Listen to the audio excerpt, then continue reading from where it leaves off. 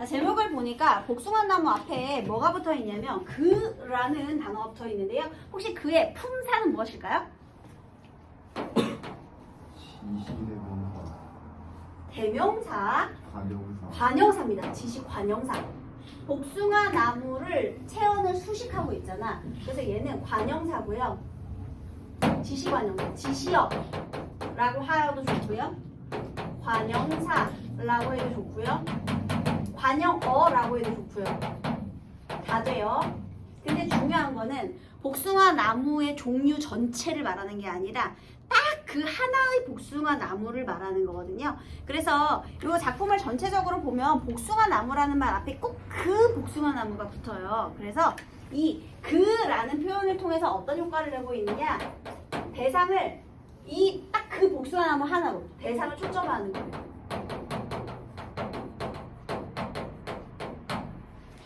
수많은 나무들 중에서 딱 그 하나의 나무, 이런 식으로. 미안해요. 미안해. 초점화하고 있더라. 이렇게 되겠습니다. 자, 너무도 여러 겹의 복숭아 나무가 마음을 가지고 있대요. 무슨 법이에요? 의인법. 그래서 처음에 이제 대상의 의인화 특징이네요. 너무도 여러 겹의 마음을 가진 그 복숭아 나무 곁으로 나는 왠지 가까이 가고 싶지 않았습니다. 자, 처음에는요, 가까이 가고 싶지 않았어요. 거리감이 있었어요. 왜냐? 첫 번째는요, 너무 여러 겹의 마음을 가지고 있을 것 같대. 여러분, 대상을 의인화했다는 건 이걸 인간관계로 바꿔보자는 얘기잖아요. 일단은요, 여러분이 어떤 친구와 관계 맺기를 시도할 때 별로 안 친해지고 싶은 친구 있죠? 네.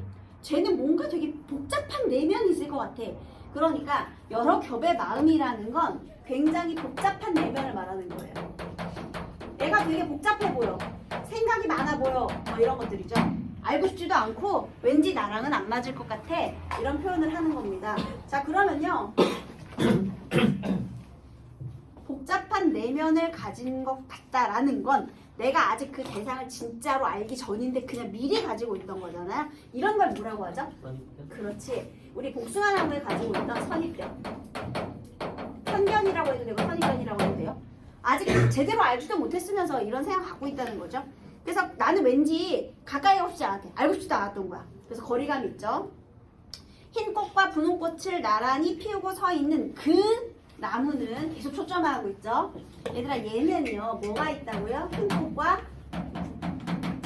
분홍 꽃을 가지고 있어요.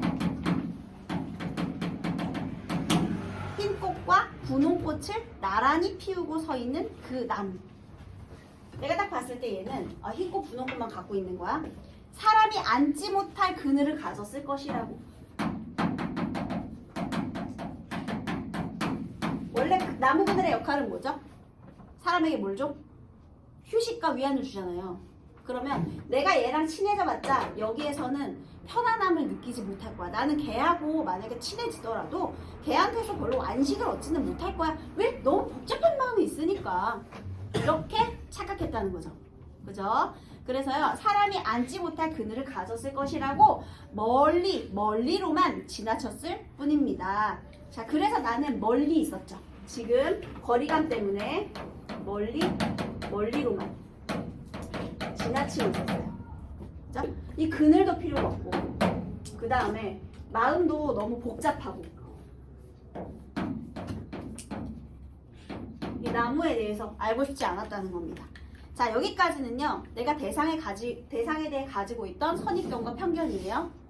그런데 흰 꽃과 분홍 꽃 사이에 수천의 빛깔이 있다는 것을 나는 그 나무를 보고 멀리서 알았습니다. 자, 여러분, 여기에 사실은 흰 꽃과 분홍 꽃만이 아니라요, 얘가 수천의 빛깔, 물론 이런 색이 아니겠지만 얘가 수천의 빛깔이 있다는 것을 내가 깨달았대요. 자, 그러면 얘는 아까 선입견이었는데 지금부터는 대상의 본질에 대해서 깨닫는 시간입니다.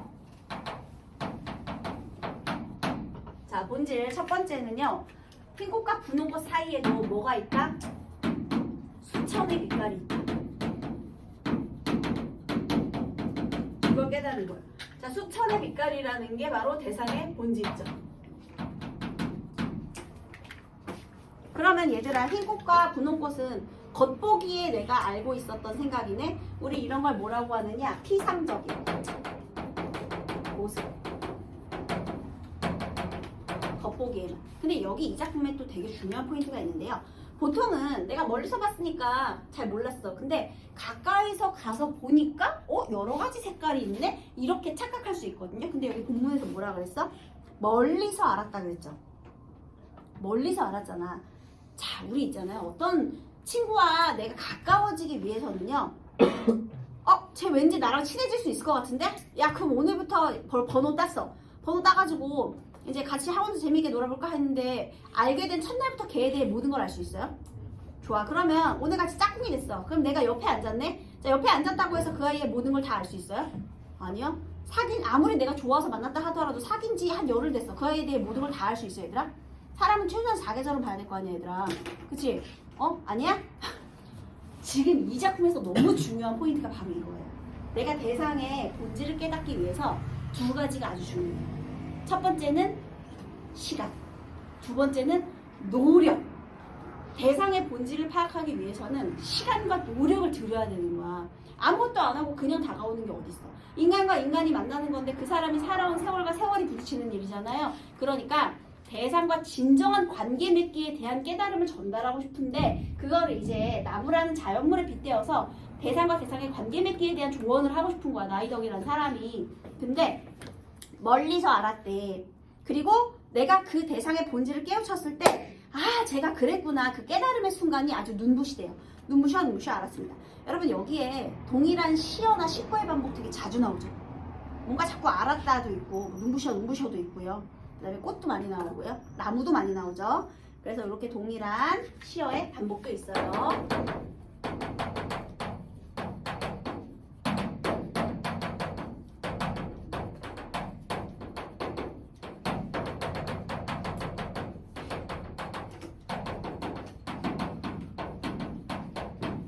이런 특징들이 있네요. 자, 그 다음에요. 얘가 이제 멀리서 안 거야. 어떻게? 시간이 많이 경과한 후에. 그래서요. 피우고 싶은 꽃빛이 너무 많은 그 나무는 얘가 아까 여러 겹의 마음을 가지고 있다 그랬잖아. 복잡하다 했잖아요. 그런데 사실은요. 얘의 꿈에 대해 이해하게 된 거야. 피우고 싶은 꽃빛이 너무너무 많았대요. 그러면 이건 얘의 어떤 내면을 말하는 걸까? 하고 싶은 꿈이 되게 많았던 거지. 하고 싶은 일들이 많았던 거야. 그래서 꿈도 많고 하고 싶은 것도 많고 그랬던 그 나무는 그래서 외로웠을 것이지만 외로운 줄도 몰랐을 것입니다. 그러니까 외로웠다는 거야, 안 외로웠다는 거야? 여러분? 외로웠어요. 외로웠는데 그걸 느낄 새도 없었다는 거지. 그러니까 왜냐하면 얘가 이렇게 하는 게 바쁘잖아. 아무래도 있잖아. 피우고 싶은 꽃빛이 많다는 거는 내가 이루고 싶은 꿈들이 많잖아. 그럼 얘는 이거 뭐 피아노도 배우러 다니고 아니면은 뭐 댄스 학원도 다니고 그 다음에 유도 학원도 다니고 그 다음에 세일 학원도 다니고 학교에서 수행도 열심히 하고 뭔가 되게 바빠 보였다는 거야. 처음에 바빠 보이죠. 그러니까 아무래도 자신을 잘 이해해줄 친구를 만날 시간은 좀 부족했을 수 있죠.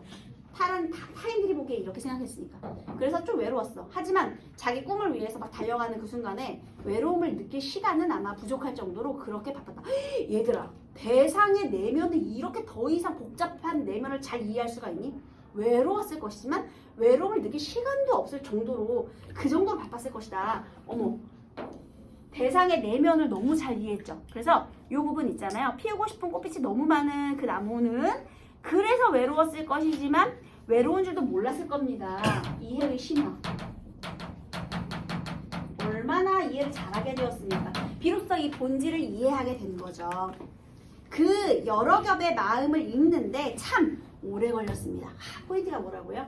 내가 이 본질을 깨닫기 위해서 시간이 경과했다. 이렇게 된 거죠. 시간을 경과한 다음에 본질에 대해 깨닫게 되었다. 오랜 시간이 걸렸어요. 당연히 사람을 파악하려면 시간이 오래 걸립니다. 그죠? 그 다음에 또 하나는요. 내가 보지도 않았다면, 그러니까 알려는 노력이 없었다면 아무리 시간이 오래 있었어도 내가 알 수 없어요. 그래서 사실은 시간도 오래 걸렸지만 이렇게 대상의 본질을 이해하려면 플러스 노력도 필요하다라는 점. 그래서 대상과 진정한 관계를 맺기 위해서는 시간과 노력이 필요하다는 거예요. 흩어진 꽃잎들 어디 먼데 닿았을 무렵. 그만큼 어떻게 된 거야? 시간의 경과를 말한 거죠. 왜냐면 꽃잎은 떨어져야 되는 거니까. 흩어진 꽃잎들 어디 먼데 닿았을 무렵. 이거는 시간의 경과예요, 여러분.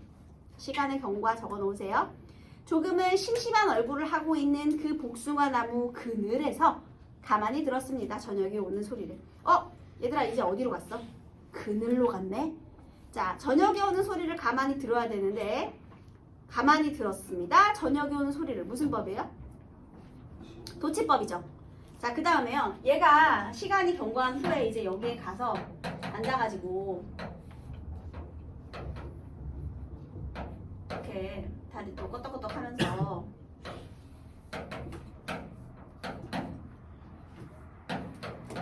이렇게 같이 이렇게 나무를 듣는 거예요. 여기서 그늘에서. 자, 다시. 자, 이번에는요. 다 이렇게 해서 깨달았죠. 본질을 깨달았죠. 시간이 경과한 후에 편익견을 가지고 있었는데 시간이 경과한 후에 본질을 깨닫고, 자 이제 그늘로 왔어요. 자, 그늘은 여기서 저녁이 오는 소리를 같이 듣는 공간이죠. 같이 들어. 그러면 교감의 공간, 교감하는 거야. 그런데 하필이면 왜 저녁이 오는 소리를 들었을까요?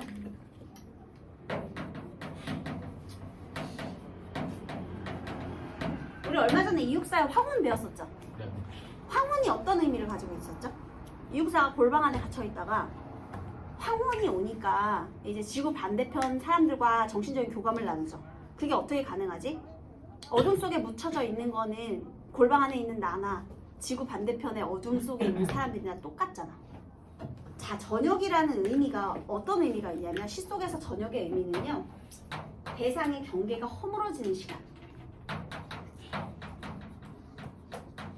그래서 개와 늑대의 시간이라고 얘기했잖아. 개인지 늑대인지 구분이 잘 안 되는 거예요.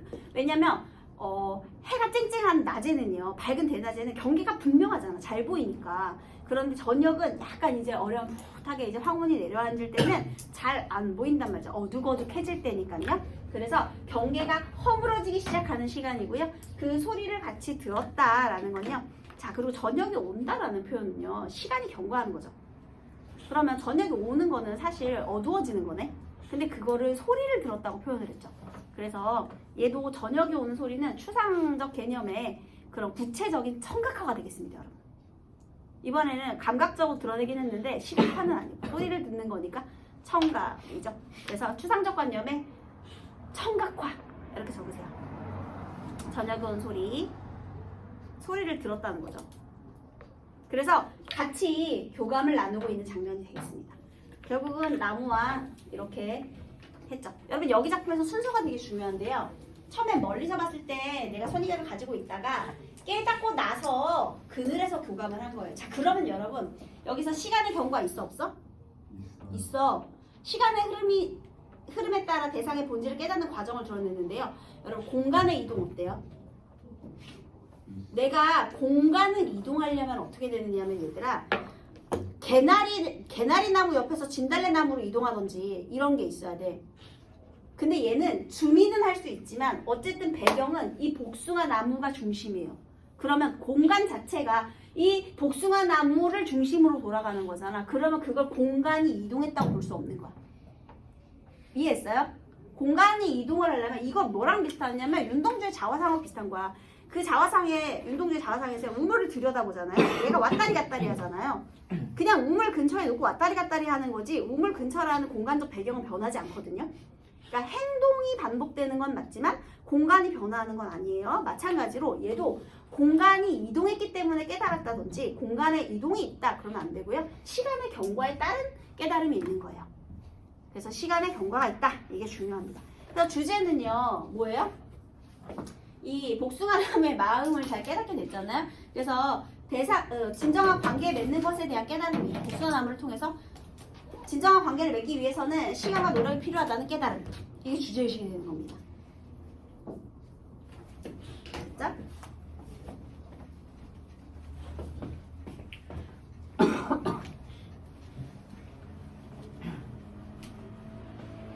우리 그리고 전에 모의고사 수업할 때 이 가재미 수업 하지 않았나요? 맞아요. 모의고사의 가재미.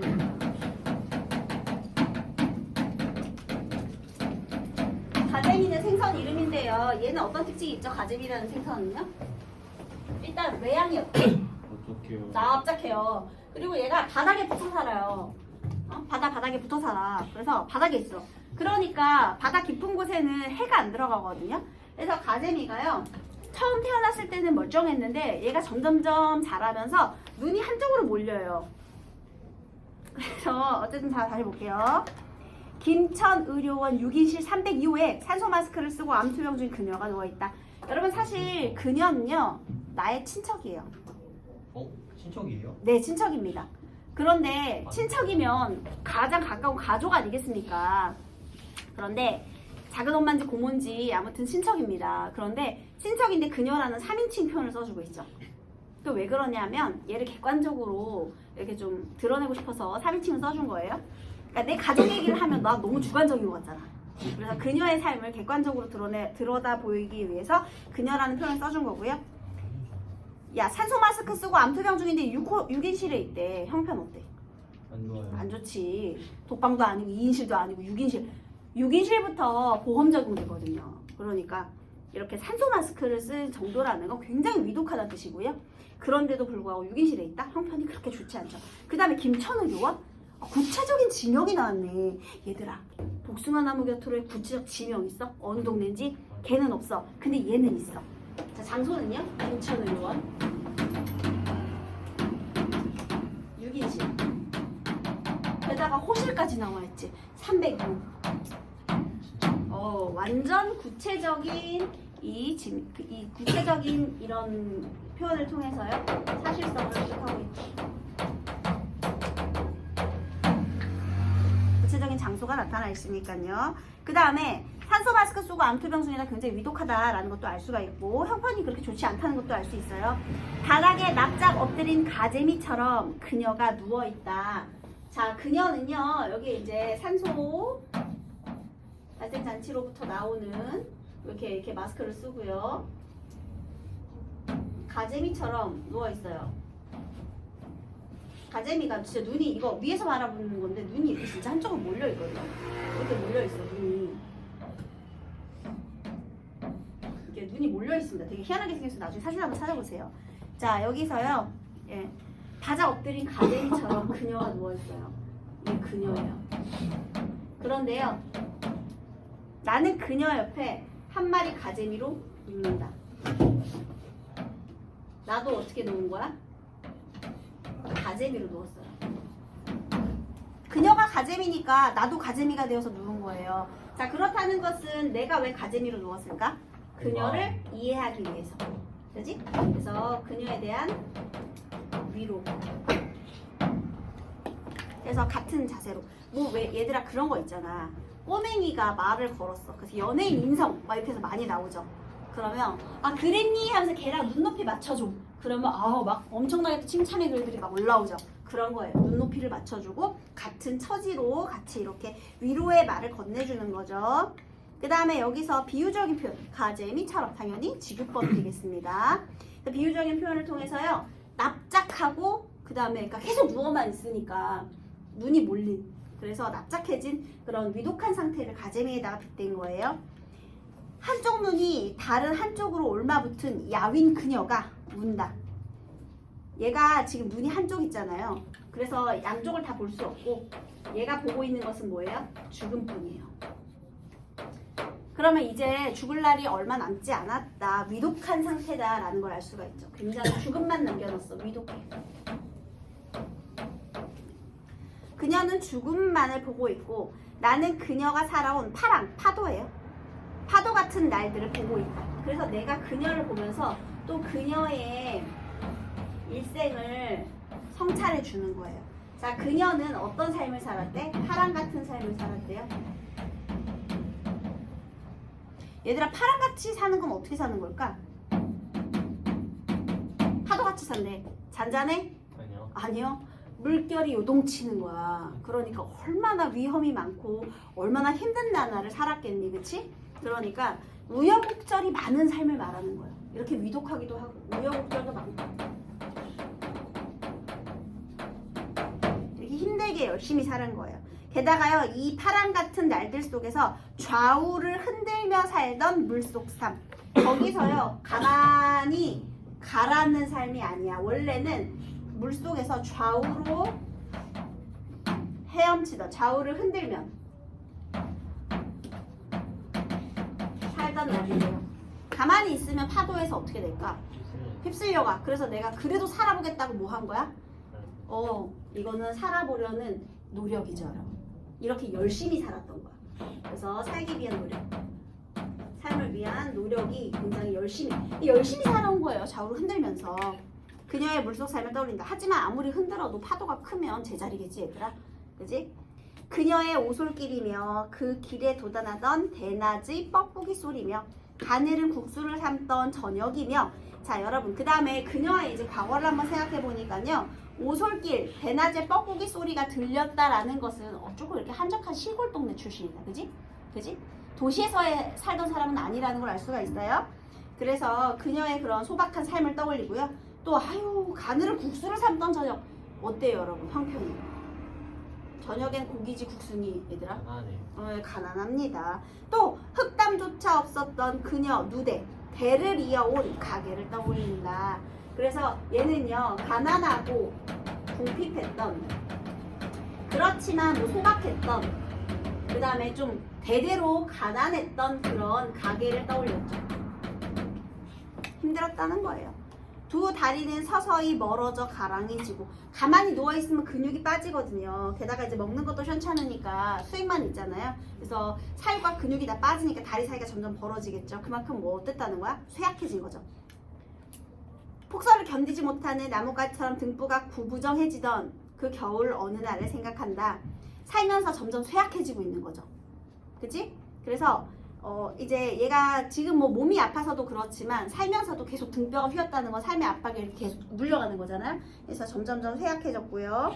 그녀의 숨소리가 느릅나무 껍질처럼 점점 거칠어간다. 여러분 있잖아요. 여태까지 표현을 보니까 전부 니은다 니은다 니은다 종결어미가 반복되고 있죠. 그것도 어떤 시제로? 현재 어미가.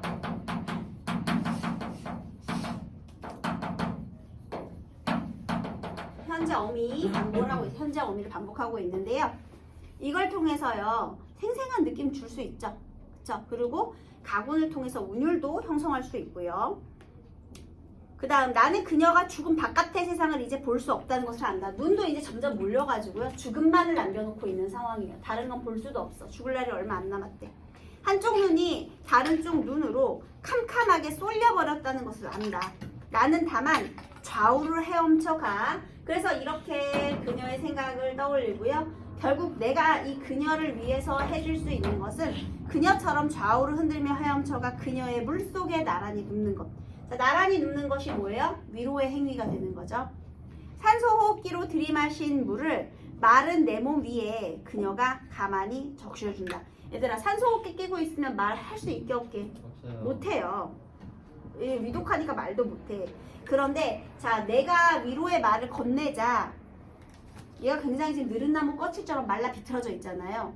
그런데 어디 그 마른 몸에서 도대체 물을 쥐어짜낼 힘이 있었는지.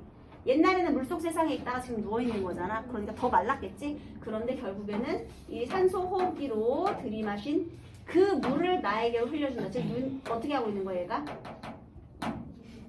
눈물을 흘리고 있는 거죠. 다시, 산소 호흡기로 들이마신 물을 마른 내 몸 위에, 그 물이 바로 눈물이 된 거예요. 그치?